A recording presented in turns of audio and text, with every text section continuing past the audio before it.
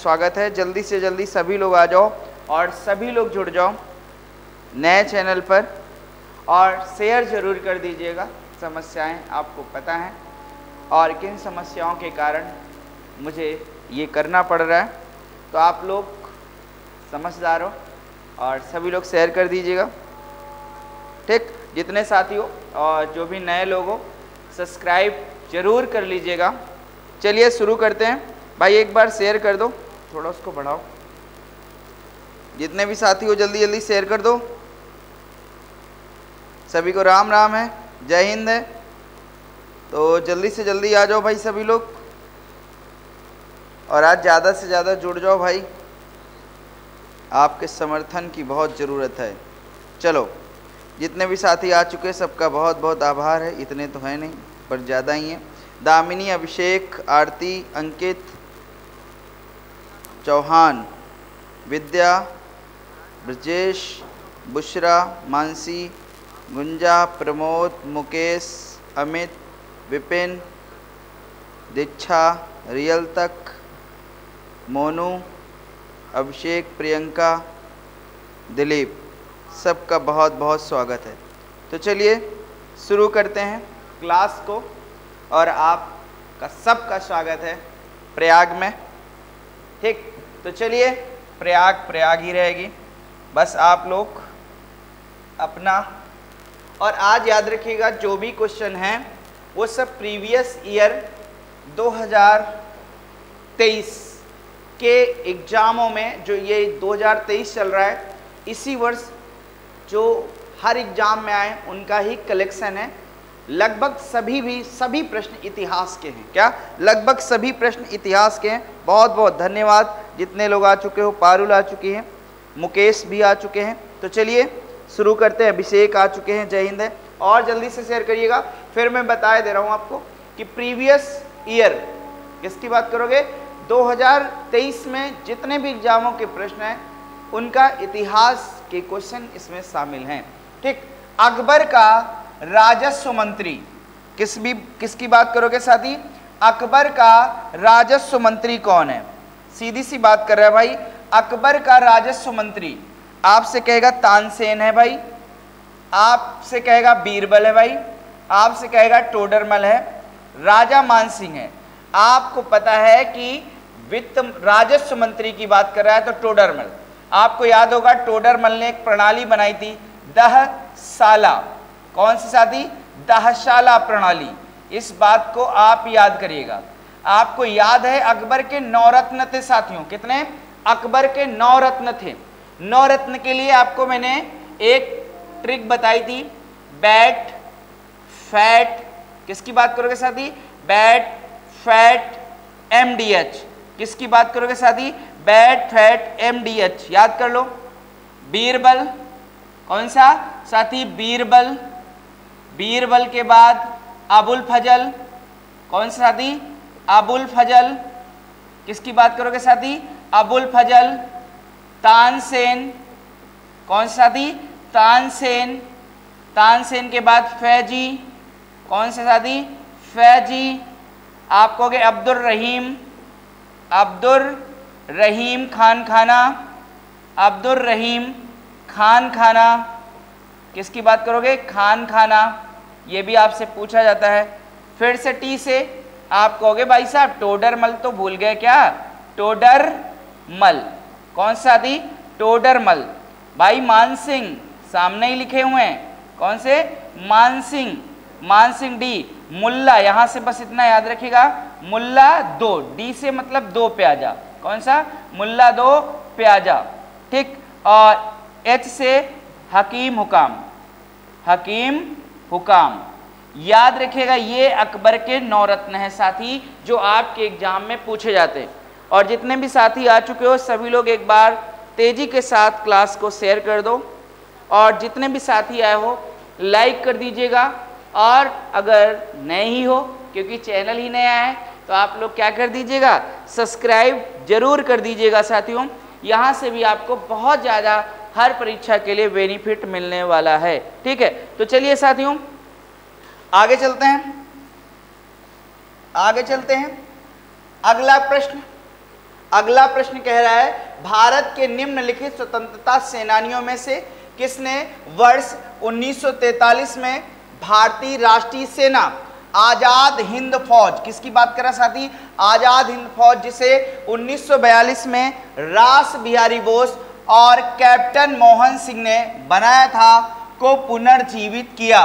पुनर्जीवित का मतलब है कि बनाया कैप्टन मोहन सिंह, रास बिहारी बोस ने फिर उसमें जान फूंक दी, क्या उसमें जान डाल दी भाई, स्वतंत्रता के लिए लड़ना सिखा दिया, अपने अधिकारों को छीनना सिखा दिया।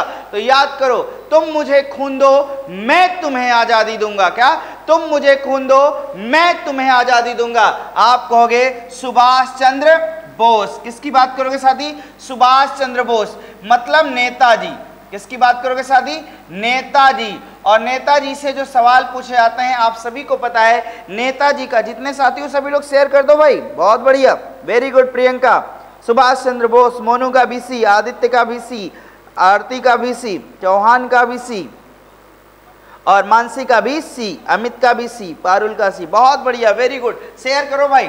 नेताजी का जन्म 23 जनवरी, किसकी बात करोगे साथी, 23 जनवरी, और 23 जनवरी 1897, 23 जनवरी को साथी मनाते हैं पराक्रम दिवस, किसकी बात करोगे साथी, पराक्रम दिवस, किसकी बात करेंगे साथी, पराक्रम दिवस, इस बात को याद रखिएगा, किसकी बात करेंगे साथी, पराक्रम दिवस, कौन सा दिवस, पराक्रम दिवस। और याद रखिएगा साथी 1939 नेताजी ने फॉरवर्ड ब्लॉक बनाया था, क्या बनाया साथी, फॉरवर्ड ब्लॉक। आपसे कह सकता है फॉरवर्ड ब्लॉक की स्थापना नेताजी ने कब करी थी, आप कहोगे 1939 में नेताजी ने फॉरवर्ड ब्लॉक बनाया, किसकी बात करोगे साथी, नेताजी ने फॉरवर्ड ब्लॉक बनाया, इस बात को आप याद रखेंगे, क्या इस बात को आप याद रखेंगे।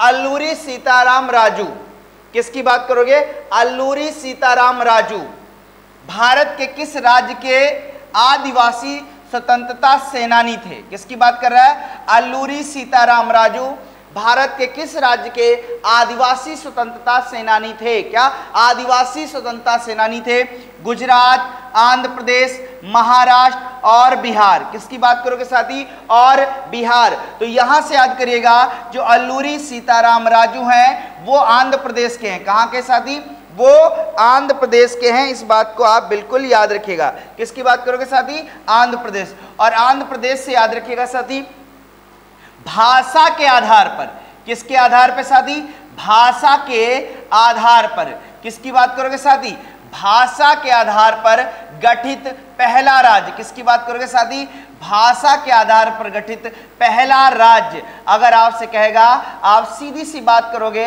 आपका आंध्र प्रदेश है, कब, 1953 में भाषा के आधार पर। यहीं से एक संविधान संशोधन पूछता है कि राज्य पुनर्गठन अधिनियम, किसकी बात करोगे साथी, राज्य, किसकी बात करोगे साथी, राज्य पुनर्गठन अधिनियम, किसकी बात करेंगे साथी, राज्य पुनर्गठन, किसकी बात करोगे साथी, राज्य पुनर्गठन अधिनियम। ये सवाल आपसे पूछता है, आप याद रखिएगा साथी, राज्य पुनर्गठन अधिनियम 1956 आया, कब आया, 1956, और किस संविधान संशोधन के माध्यम से, 7वें संविधान संशोधन के माध्यम से। बहुत बढ़िया जितने साथी हो, बहुत बढ़िया, दीक्षा आंध्र प्रदेश, बहुत बढ़िया।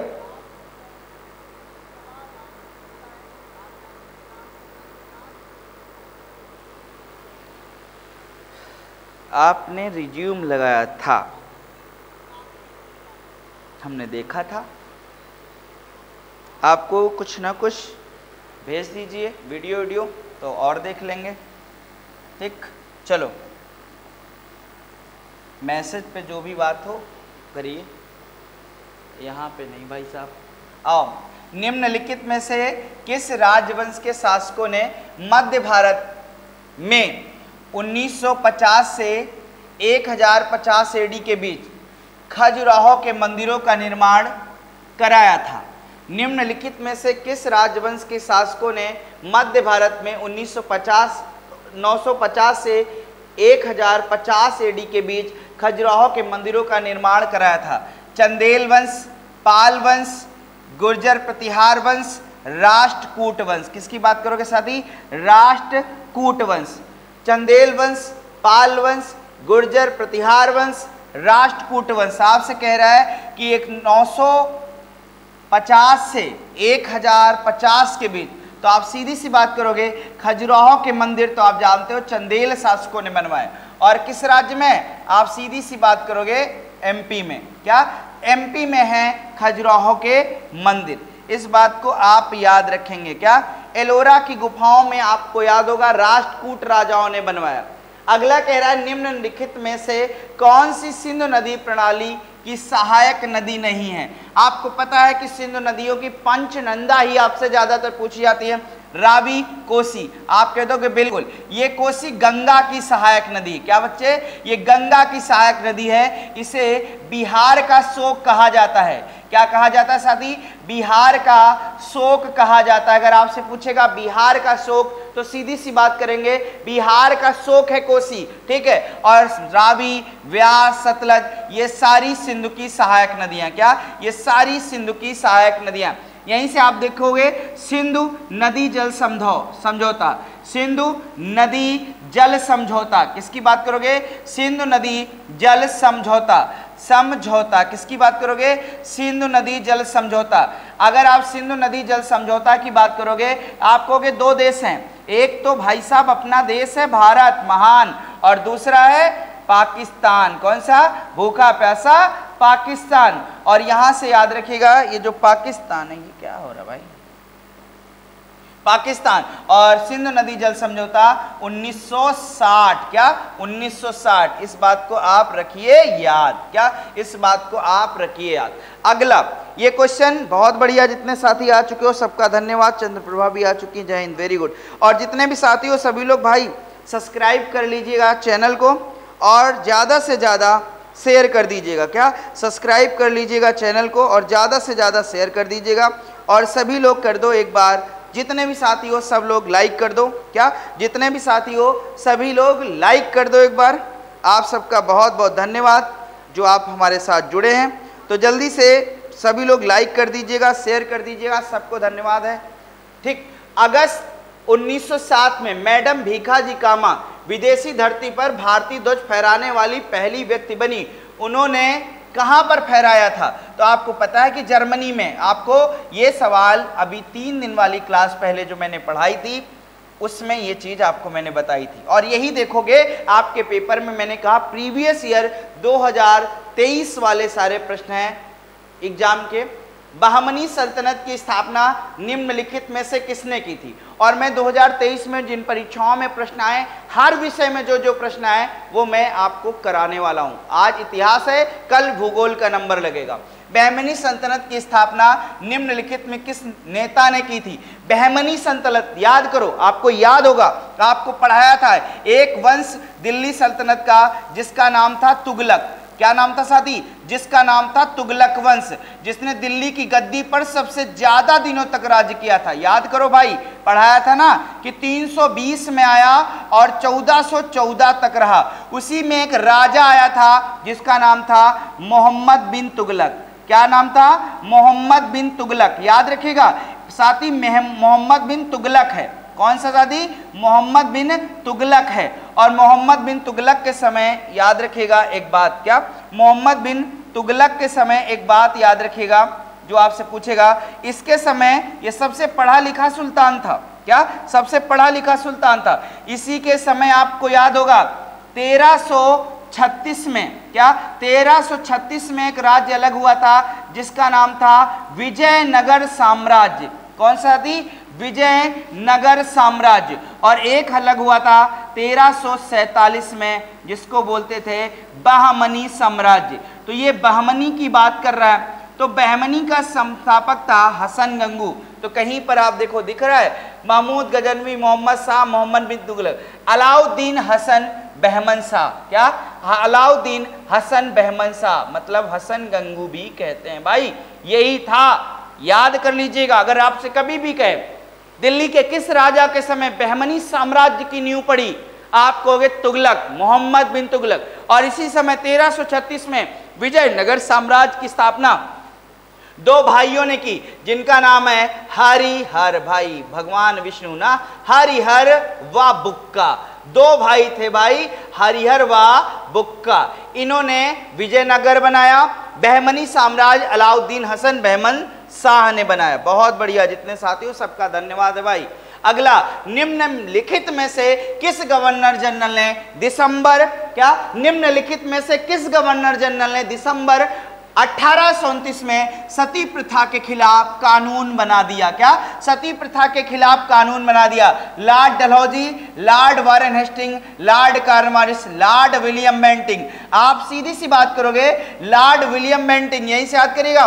भारत का प्रथम गवर्नर जनरल, क्या साथी, भारत का प्रथम गवर्नर जनरल, किसकी बात करोगे साथी, भारत का प्रथम गवर्नर, किसकी बात करोगे साथी, भारत का प्रथम गवर्नर जनरल। अगर आपसे कहेगा भारत का प्रथम गवर्नर जनरल, तो आप सीधी सी बात करोगे भारत का प्रथम गवर्नर जनरल हो जाता है लॉर्ड विलियम बेंटिंक हो जाता है साथी। क्या लॉर्ड विलियम बेंटिंक हो जाता है। और इसने किसकी सहायता से, आप कहोगे भारतीय पुनर्जागरण के पिता राजा राम मोहन राय। किसकी बात करोगे साथी, राजा राम मोहन राय।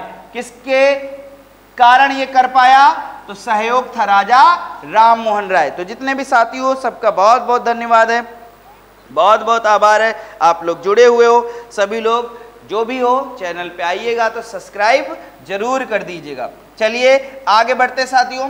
निम्नलिखित में से किसने 1784 में ईस्ट इंडिया, 1784 में एशियोटिक सोसाइटी ऑफ बंगाल, किसकी बात करोगे, 1784, रटो भाई, ये आपको बहुत बार आपसे मैंने कहा था कि लुसेंट की टेबल याद कर लो, हर एग्जाम में परीक्षा में प्रश्न आता है, ठीक है। आपको मैंने याद भी कराया था, Asiatic Society, Dwarkanath Tagore, Raja Rammohan Roy, sir William Jones, Henry Vivian Derozio. आप कहोगे भाई आपसे एशियोटिक सोसाइटी ऑफ बंगाल कह रहा है, तो सर विलियम जोन्स, क्या सर विलियम जोन्स, ठीक। आगे, बक्सर के युद्ध, बक्सर का युद्ध हेक्टर मुनरो के नेतृत्व वाली ब्रिटिश ईस्ट इंडिया कंपनी की संयुक्त कंपनी की कमान के अधीन सेनाओं और सेनाओं के बीच हुआ था। आपसे कह रहा है भाई बक्सर का युद्ध साथी निर्णायक युद्ध होगा 1764 में। एक तरफ अंग्रेज रहेंगे, अंग्रेजों का लीडर सेनापति हेक्टर मुनरो रहेगा, कौन, हेक्टर मुनरो रहेगा, और इधर 3 रहेंगे, फिर भी हार जाएंगे। देख लो भाई कौन कौन 3 भारतीय थे।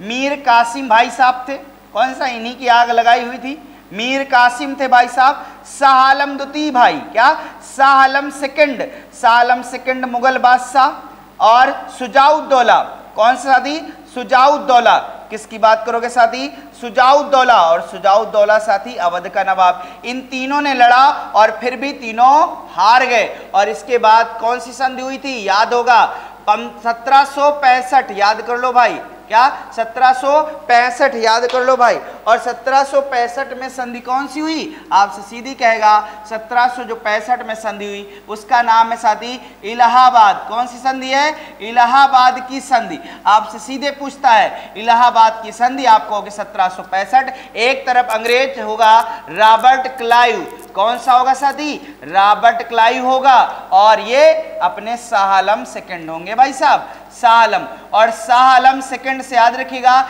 एक सवाल पूछेगा, भारत का पहला पेंशनर मुगल बादशाह, क्या भारत का पहला पेंशनर मुगल बादशाह, तो शाह आलम सेकंड होगा, और इसको 26 लाख रुपए की वार्षिक पेंशन प्राप्त होगी। कितने लाख रुपए की, 26 लाख रुपए सालाना मिलेंगे। आप देखोगे मैंने कितनी बार पढ़ाया, आप देखोगे जितने भी प्रश्न हैं, लगभग जो भी इतिहास का प्रश्न आया है मैंने आपको पढ़ाया है, आप ये देख लो, चाहे क्या आप ये देखते रहो। निम्नलिखित में से किसे मास्टर दा के नाम से जाना जाता है, बहुत बार पढ़ाया कि मास्टर दा के नाम से जाना जाता था, जिन्होंने अप्रैल 1930 में ब्रिटिश भारत में चटगांव शस्त्रागार पर छापे का नेतृत्व किया था। आप कहोगे सूर्यसेन, मैंने कई बार बताया, आप चेक कर लीजिएगा कि मास्टर दा, कौन, मास्टर दा है सूर्यसेन। और आपको जो इतिहास मैंने पढ़ा रखी है उसमें आपको प्लेलिस्ट है, क्या प्लेलिस्ट है, उसको पढ़ने के लिए सीधा आपको प्रयाग एकेडमी उन्नाव पे जाना होगा और इतिहास की प्लेलिस्ट को देखना होगा भाई। उसमें आपको पूरा विषय थ्योरी के रूप में मिल जाएगा। जिनके पेट के एग्जाम है उसको पढ़ डालो जाके, फिर याद रखिएगा एक भी क्वेश्चन बाहर से इतिहास का नहीं आएगा भाई साहब। निम्नलिखित में से किस शासक को सिक्कों पर उसे वीणा वादन करते हुए दिखाया गया, वीणा बजाते हुए दिखाया गया? 50 बार बताया कि वीणा बजाते हुए दिखाया गया समुद्रगुप्त को। और समुद्रगुप्त को क्या बोलते साथी? भारत का नेपोलियन। किसकी बात करोगे साथी? भारत का नेपोलियन। और इसका एक चीज और याद करो, एक अभिलेख बताया था, कौन सा? प्रयाग प्रशस्ति अभिलेख। कौन सा? प्रयाग अभिलेख। कौन सा? प्रयाग अभिलेख। और आपको बताया था चंपू शैली में। किस शैली में साथी? चंपू शैली। आपसे जब भी पूछा जाए कि प्रयाग अभिलेख किस शैली में है, आप कहोगे साथी चंपू शैली में भाई साहब। किसमें? चंपू। और इसका दरबारी कम कौन है? हरिसेन है। और हरिसेन नहीं भाई इसको लिखा है, आपसे कह सकता है कि समुद्रगुप्त का दरबारी कभी, तो आप कहोगे हरिसेन। कौन सा? हरिसेन। चलते हैं अगले प्रश्न पर चलते हैं और आप लोग शेयर करते रहिएगा। और जितने साथी हैं बहुत बहुत धन्यवाद, आप सभी जुड़े हुए हो लगातार।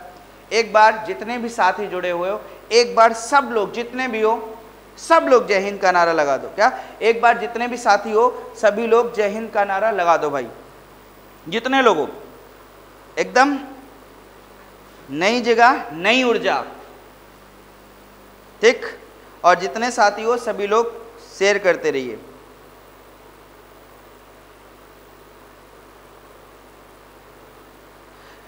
जितने भी लोग हो जल्दी से एक बार, अगर मजा आया हो, आ रहा हो, तो सब लोग जितने भी हो सब लोग कमेंट बॉक्स में जय हिंद जरूर लिखना। जितने भी साथी हो सभी लोग कमेंट बॉक्स में जय हिंद जरूर लिखना।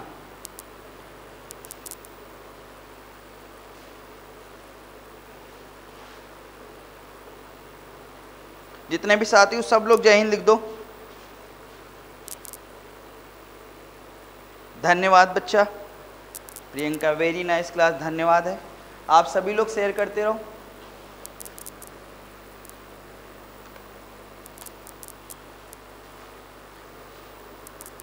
बहुत बढ़िया, जितने लोग हो सबका बहुत बहुत धन्यवाद है। मोनू, गुंजा, प्रियंका, पारुल, विपिन, मानसी, आकाश, आरती, चौहान, दामिनी, प्रियंका, क्षमा, होप पे, ये कौन है भाई?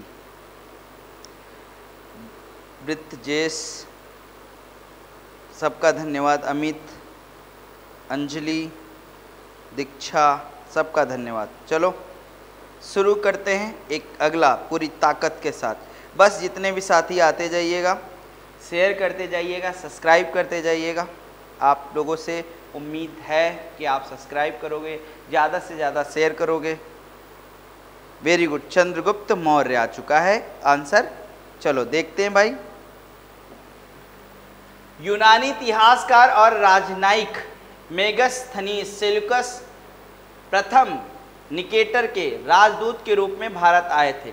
वह निम्नलिखित में किस सम्राट के मौर्य आए थे? तो आपको पता होगा चंद्रगुप्त मौर्य भाई साहब।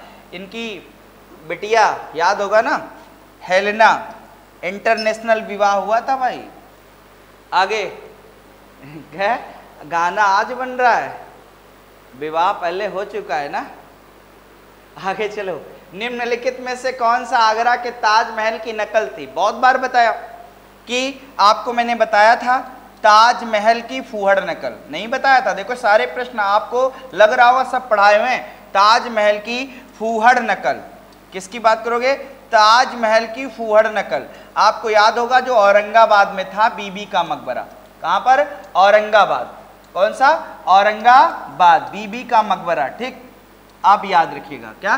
बीबी का मकबरा। आगे चलते, हुमायूं का मकबरा कहाँ है? आगरा में। हुमायूं का कहाँ है? दिल्ली में। और सुनो, ताजमहल का पूर्वगामी अगर कहे तो आप कहोगे हुमायूं का मकबरा। ताजमहल का पूर्वगामी तो आप सीधी सी बात करोगे हुमायूं का मकबरा। 1920 के दशक में सिंधु घाटी सभ्यता के 2 प्रमुख शहरों के खोज हेतु उत्खनन ASI के किस महानिदेशक के नेतृत्व में हुआ? आपको याद होगा जॉन मार्शल, आपको पढ़ाया होगा क्या, जॉन मार्शल के नेतृत्व में हुआ था क्या, जॉन। और 2 बातें बस याद कर लो, सिंधु के उत्तर, दक्षिण, पूरब, पश्चिम। उत्तर में साथी मांडा है, उत्तर में सबसे क्या है, मांडा है। दक्षिण में दाइमाबाद है, दाइमाबाद है, दैमाबाद या दाइमाबाद, ठीक।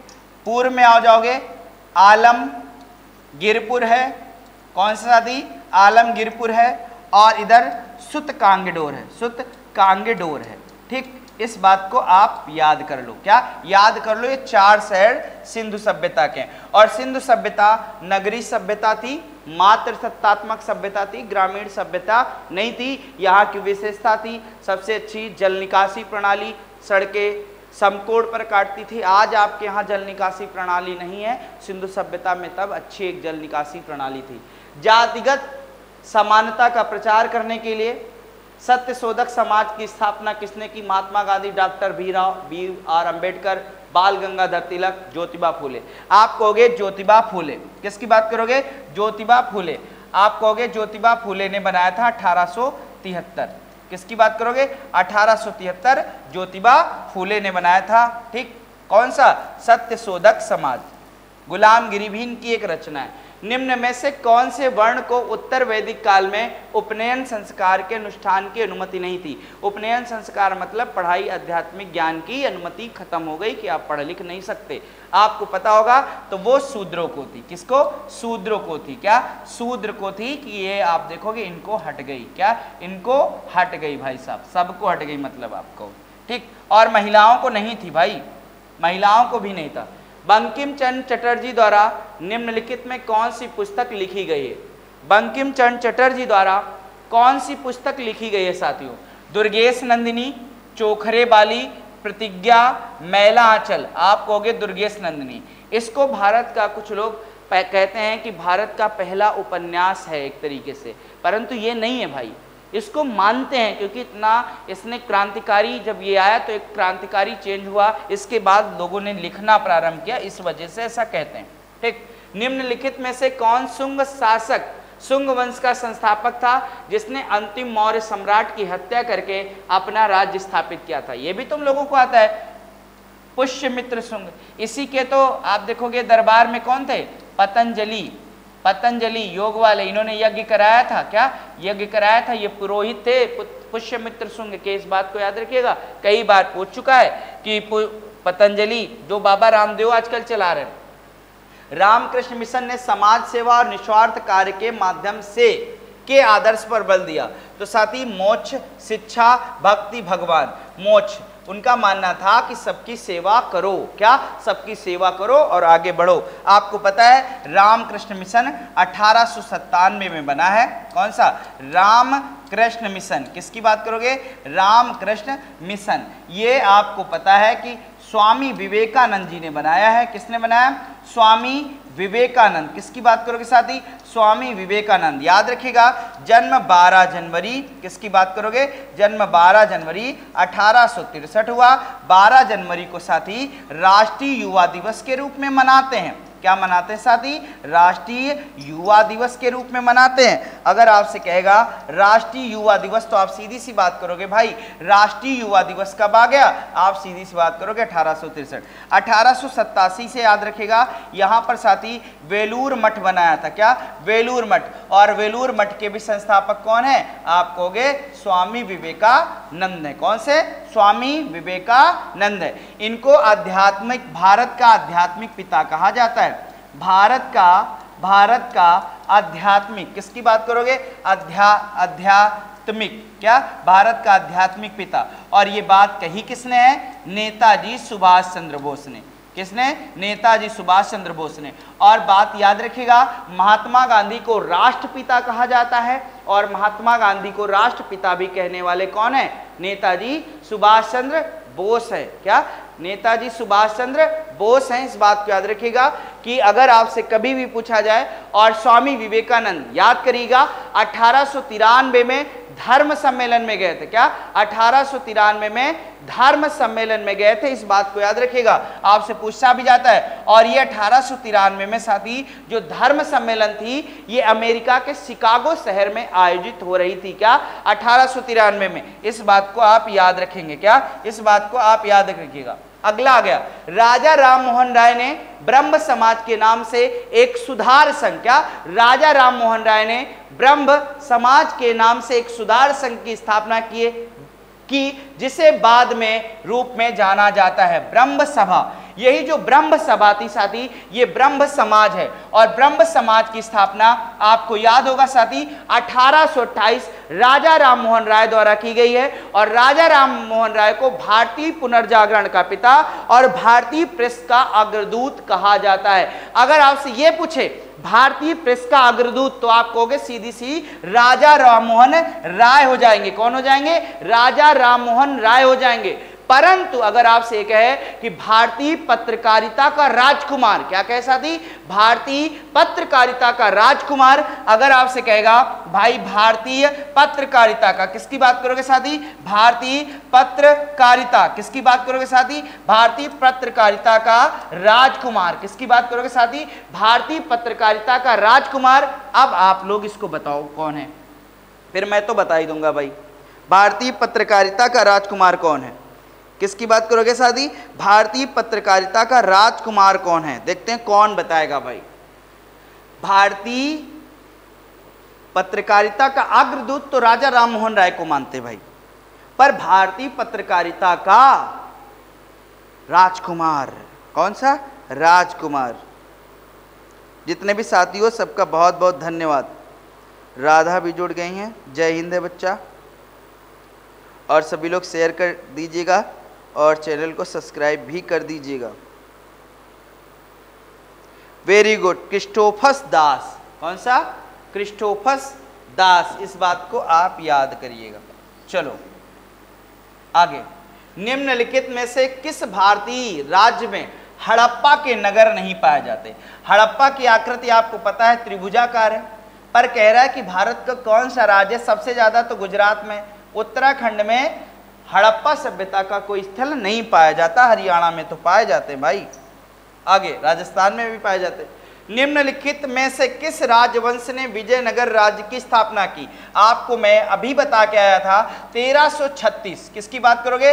विजयनगर साम्राज्य की स्थापना हरिहर बुक्का। और जिन्होंने एक नए राजवंश की नींव डाली थी वो था भाई संगम। कौन सा? उनके अपने पिता के नाम पे डाला था। क्या? अपने पिता के नाम पर संगम डाला था। निम्न में से किस राजपूत शासक ने 1191 में तराइन के प्रथम युद्ध में मोहम्मद गोरी को हराया था? क्या? हराया था। क्या? हराया था भाई, गलती हो गई, नहीं तो मोहम्मद गोरी कभी दोबारा आता ही नहीं। 1191, 1192 दो युद्ध है। पहला है तराइन का युद्ध, प्रथम वाला, और यहां पर सेकंड वाला तराइन का। दोनों एक ही के बीच होते हैं। पहला तो पृथ्वीराज चौहान जीतते हैं, दूसरा मोहम्मद गोरी जीतता है।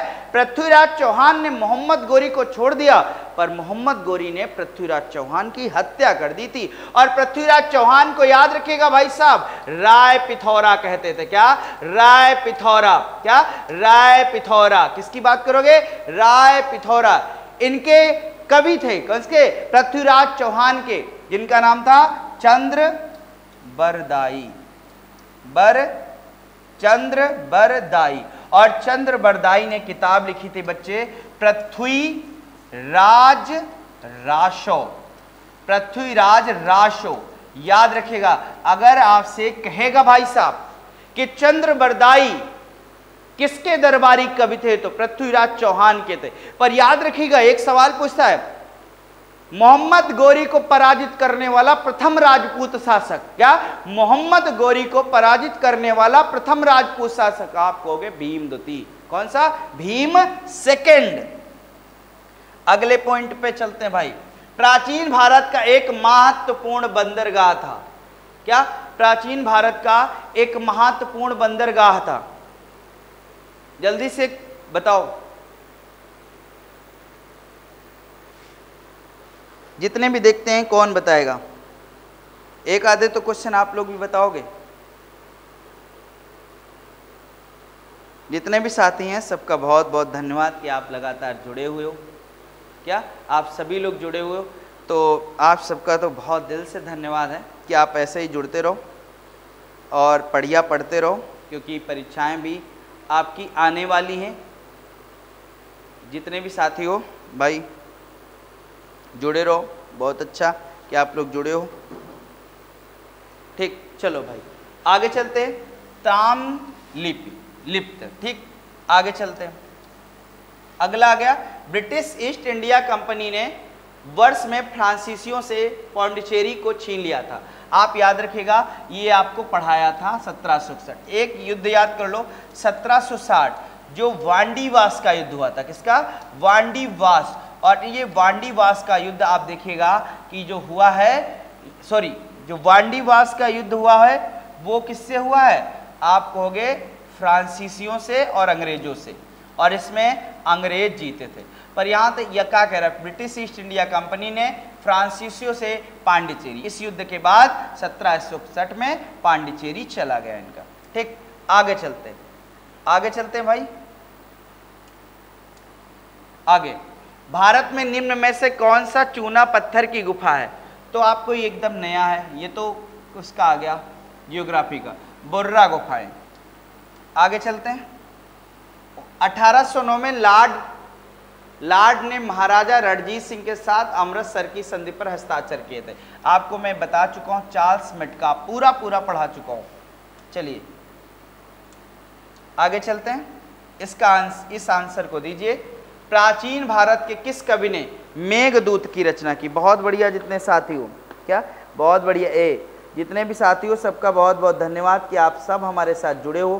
क्या जितने भी साथी हो आप सभी का बहुत बहुत धन्यवाद कि हमारे साथ जुड़े हो, ऐसे ही जुड़ते रहो। आप सबका बहुत बहुत धन्यवाद है। क्या आप सभी का बहुत बहुत धन्यवाद है, जितने भी साथी हो ऐसे जुड़ते रहो और आंसर देते रहो। ये तो आंसर एकदम सा सरल सा है, क्या एकदम सरल सा आंसर है। ठीक, चलो आगे चलते हैं। जितने साथी हो सबका बहुत बहुत धन्यवाद। आखिरी क्वेश्चन था कालिदास, जिनका भी डी आ गया उनको बहुत बहुत धन्यवाद। बढ़िया है कि आप लोग जुड़े हमारे साथ, ऐसे ही जुड़ते रहिए। कुछ दिन हम लोग यहीं पर मिलेंगे और कल शाम को 7 बजे आपकी मैथ की क्लास भी आएगी और 8 बजे आपकी जीएस की क्लास आएगी। तो जितने साथी हो सबको लोग फिर से कल जुड़िएगा हमारे साथ, और जितने साथी जुड़े उनका दिल से बहुत बहुत धन्यवाद। ठीक, तो एक बार सभी लोग जय हिंद का नारा लगा दीजिए और जितना हो सके एक बार इसको भी शेयर कर दीजिएगा आप। चलिए जितने लोग हो सभी लोग जय हिंद का नारा लगाइए और कल मिलेंगे फिर से एक बार अपनी इसी जगह पर। क्या यहीं पर मिलना है, ज़्यादातर तो यहीं पर मुलाकात होगी अब हमारी आपकी। चलिए, अमित कह रहे हैं वेरी नाइस क्लास, धन्यवाद है, वेरी गुड, कालिदास आंसर है। जय हिंद है सबको। अमित चौहान, विपिन, पारुल, मोनू, बुसरा, ब्रजेश, आदित्य, आकाश, अंकित, आरती, विपिन, सबको धन्यवाद है बच्चा, सबको जय हिंद है। क्या सभी को जय हिंद। विपिन कह रहे हैं लाजवाब क्लास, धन्यवाद है साथी। चलिए कल मुलाकात करते हैं फिर से एक बार। आप मस्त पढ़िए और कल भी आप देखोगे आपको जितने भी प्रीवियस ईयर हैं उनका मैं पूरा जियोग्राफी लेकर आने वाला हूं। क्या कल की क्लास आपकी जियोग्राफी की क्लास होने वाली है। बेस्ट क्वेश्चन, क्या बेस्ट 50 क्वेश्चन जो 2023 की परीक्षाओं में पूछे गए हैं। ठीक, तो चलिए मिलेंगे कल, तब तक के लिए सभी साथियों को मेरा राम राम है, राधे राधे, जय हिंद, जय भारत।